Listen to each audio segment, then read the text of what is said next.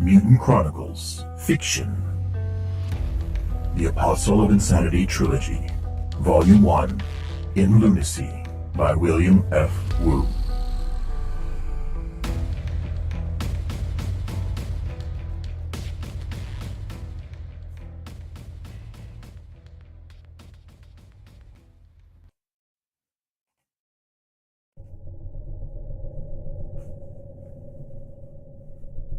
Chapter 7.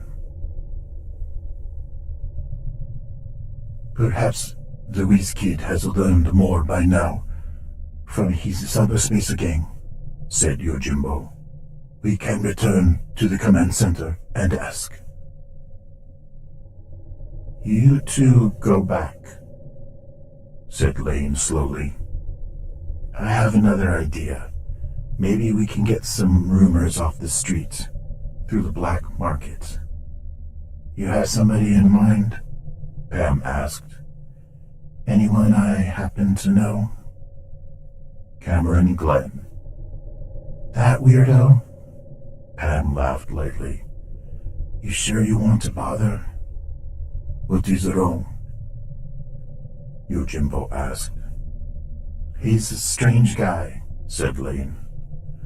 Always a little out of it. Sometimes getting information out of him is tough, because his answers don't always make sense.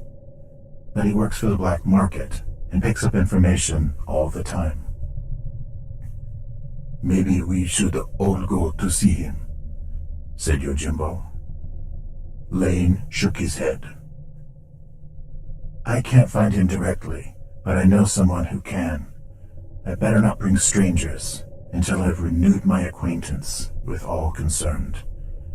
This will be better if I go alone for now. All right, said Yojimbo. We will wait for you at the command center. Lane nodded and slipped away into the crowd, grinning. Calling the Whiz Kid's apartment a command center struck him as a little absurd. But that was Yojimbo's business. For that matter, the guy seemed to be all business. As he started walking, he took a quick glance up at the skyline to get his bearings. A large, laughing gargoyle with long, curved fangs glared down at him from its perch over a large doorway. He glanced away and hurried up the street. Lane hoped he could find Fei Fan without any delays. She was a cyborg veteran of Cybertronic Megacorporation, the only one he had ever known who had left their service to become a freelancer. Like Lane, she was of Chinese-American descent. Lane respected her independent spirit, especially knowing how high a price she paid for leaving. She had once told him that Cybertronic no longer supplied her mechanical body parts directly. That made her a regular customer of Cameron Glenn. Lane knew her too, from hanging out in the Midnight Star, but not as well as he knew Pam. Lane and Faye had never served together or done a freelance job together. One night, however, Lane had walked her home. If she still lived there, he could find her again.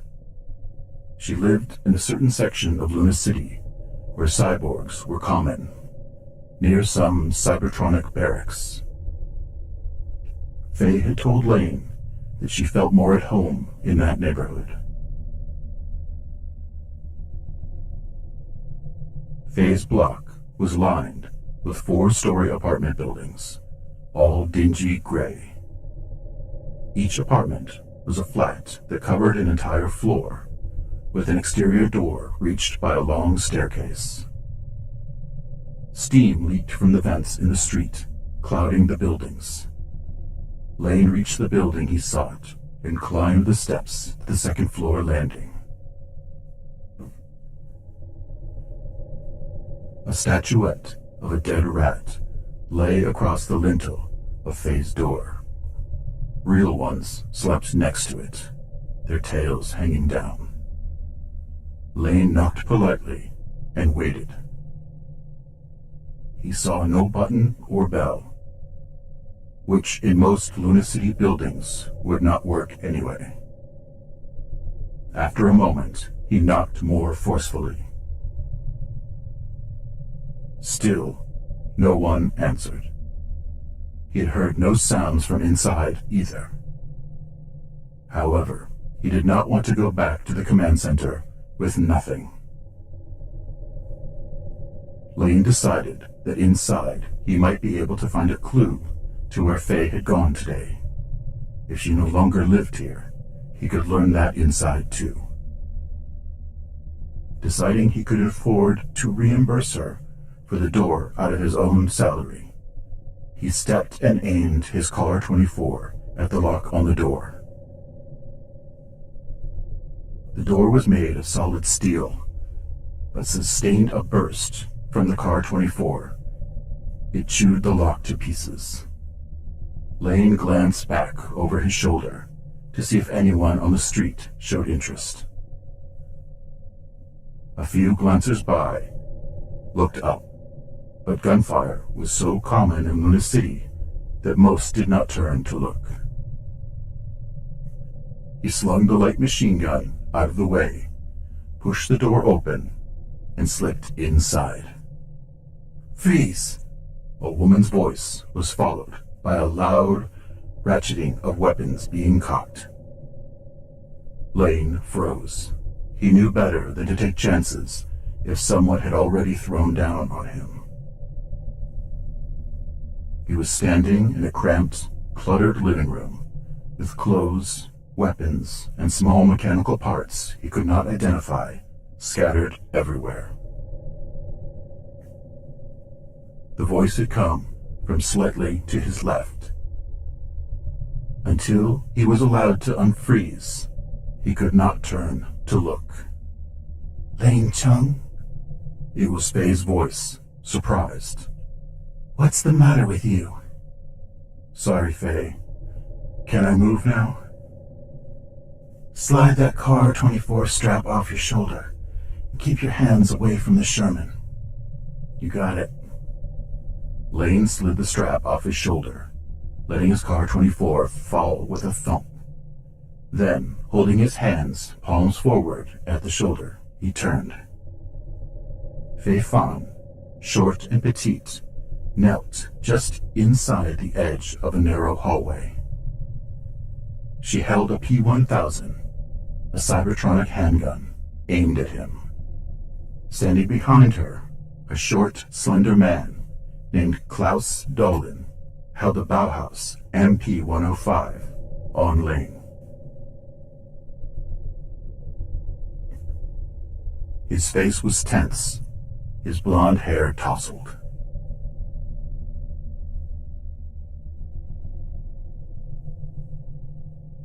"Keep the door closed. Keep your hands where they are." Faye had part of a sheet wrapped around her torso, but it did not look deliberate, more like she had leapt out of bed and simply caught the sheet when she grabbed her gun and ran up the hall. Her black hair was cut short and blunt around an oval face. Her eyes did not blink. In the past, she had told Lane that they were Cybertronic mechanicals, with multiple focusing distances and infrared heat sensing. They did not have to be remoisturized by blinking to prevent breaking her concentration as she aimed. Lane had never seen Faye undressed. He noted that her appearance was completely human at first glance. Her body looked even shorter and more petite than when she was dressed. "What's the idea, Lane?" She kept her gun on him, but her voice had turned more conversational. "I was in a hurry to find you. When I figured you weren't here, I wanted to see if you'd left a clue to where you'd gone." He paused. "I'll pay you for the door." count on it. That's a weak story, Klaus said sourly. Lane had met him briefly a few times in the Midnight Star. Not enough for them to have much rapport. Klaus had been a Bauhaus tank commander before turning freelance. He had always been dour and unpleasant. Lane did not know how trigger-happy he might be. Faye smiled wryly. It sounds like him. She stood up, letting the sheet fall, and lowered her weapon. Cyborgs, after their multiple surgeries and implants, rarely had the same modesty for their bodies that other people had. However, Faye had obviously not chosen the kind of implants that distorted bodies. Klaus kept his MP-105 on Lane. What do you want here? I want a line on Cameron Glen. Lane still did not move, eyeing Klaus carefully. That's all? She watched him carefully. Yeah. Why? Lane hesitated. He knew Yojimbo wanted to keep their mission quiet, panicking all of Lunacy with talk of a Dark Legion presence here would make their job even more difficult. On the other hand, they did not sound very cooperative. Tell him to lower the gun. Lane did not look at Klaus, making clear that he considered Faye to be in charge. I don't talk under these conditions. All right, Klaus. We know what he wants. I don't trust him. Shut up and do it. Klaus, still scowling at Lane, lowered his MP-105 to his side, but did not relax. I'm following a rumor of heretics here on Luna, Lane said quietly. Ha! Klaus laughed derisively. You've fallen for that, eh? Faye watched Lane, with her dark, slanted eyes, still ignoring the fact that she was nude. Go on. Cameron Glen picks up rumors from sources I can't get anywhere else. Want to find out what he's heard. Lane lightened his tone a little. Look, I messed up barging in, but the Dark Legion won't wait. I can't either. Klaus is right, you know, Faye said cautiously. We've all heard rumors about heretics on Luna for years. None of them were ever true. Why would you believe one now? I'll tell you why, muttered Klaus. Someone hired him to do something. We don't know what, and this story about heretics is an easy cover-up. I know a lot of people who don't even believe the Dark Legion exists at all. Think it through yourself, Faye, said Lane. You and I haven't been real close, but we've gotten along. Why would I come here after you? You tell us, said Klaus, his face taut. Lane ignored him. Faye, all I want to do is find Cameron Glen. If you can tell me where to look, I'll just move on. He won't have to know how I found him. She moved to a padded chair and sat down tentatively on the arm. I'm inclined to believe you, and this is nothing to take lightly.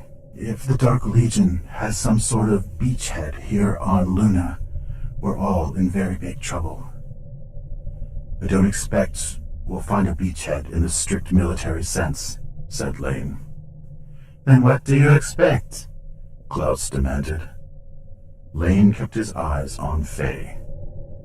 Maybe a special operations center gathering intelligence? Or maybe a special ops team on a particular assignment.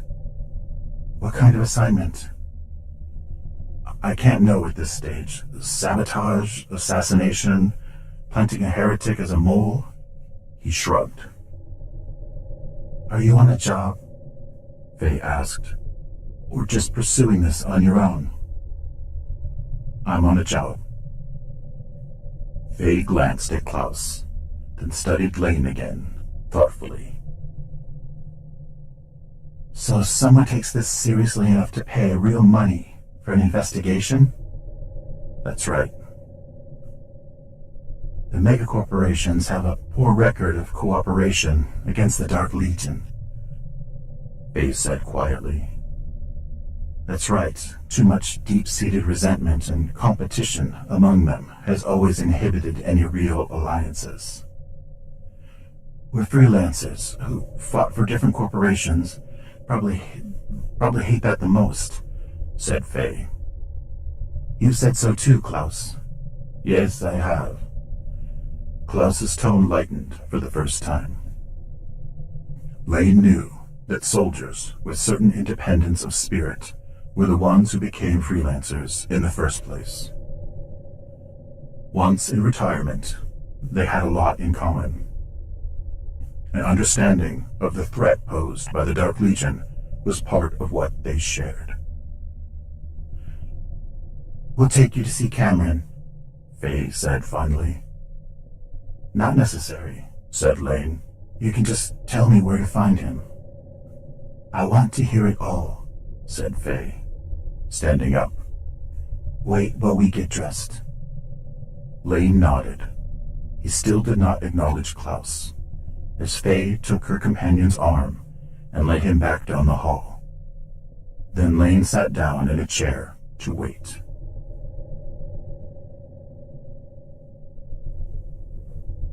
Pam sat with Yojimbo in the Midnight Star. She was curious about him. Most people who employed freelancers were either stuffy corporate types or loud, overbearing military veterans. Yojimbo had a calm determination that she had seen only in a few of the finest Martian banshees. The whiz kid had not picked up any more useful information today. Now Pam and Yojimbo sat over drinks, considering their situation. The crowd around them was dense, but calm. All I know is that you were a Mishima elite, said Pam. Where did you serve? Yojimbo looked at her, slowly, a little startled. Does it matter?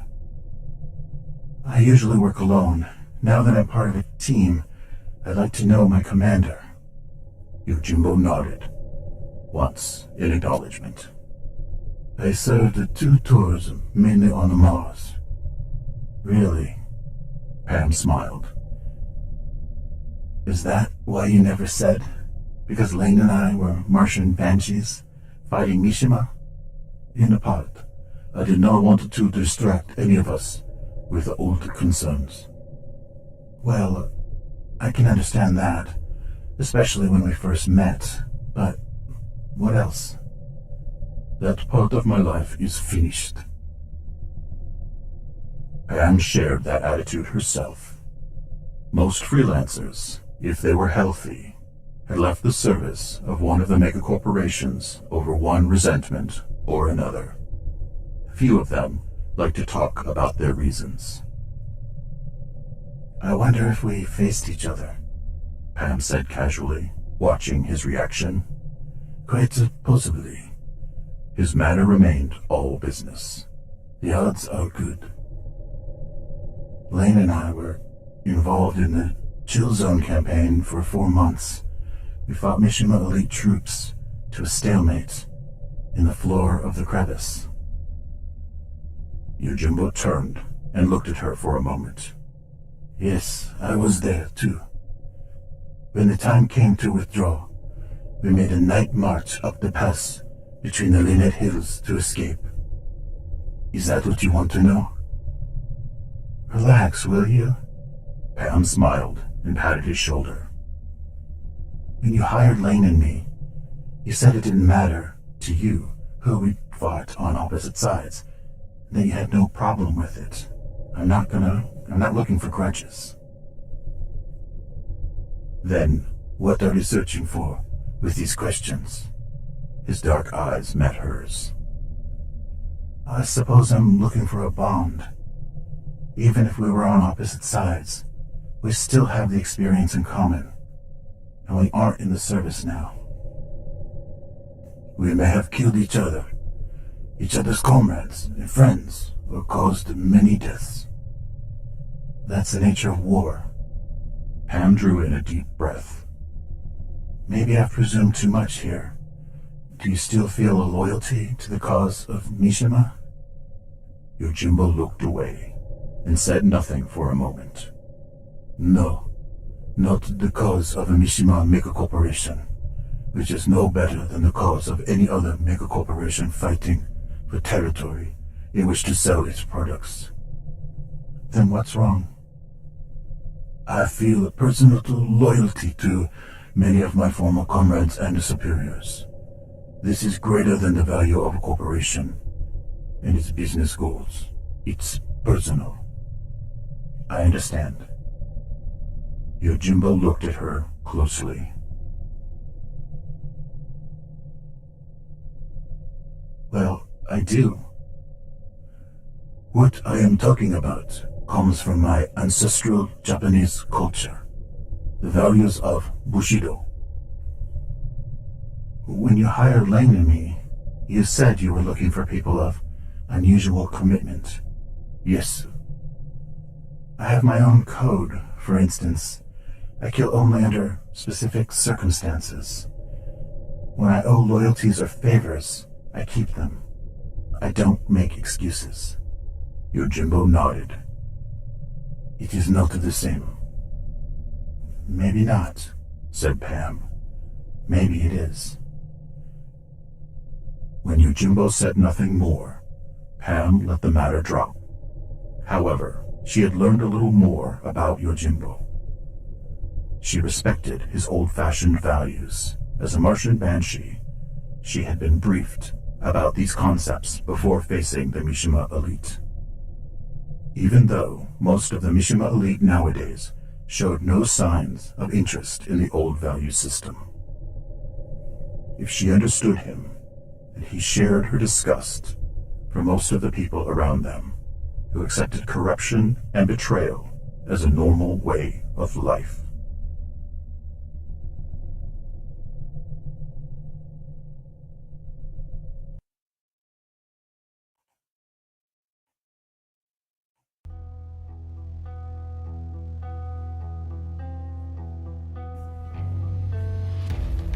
Mutant Chronicles, Fiction, The Apostle of Insanity Trilogy, Volume 1, in Lunacy, by William F. Wu. Chapter 7, End.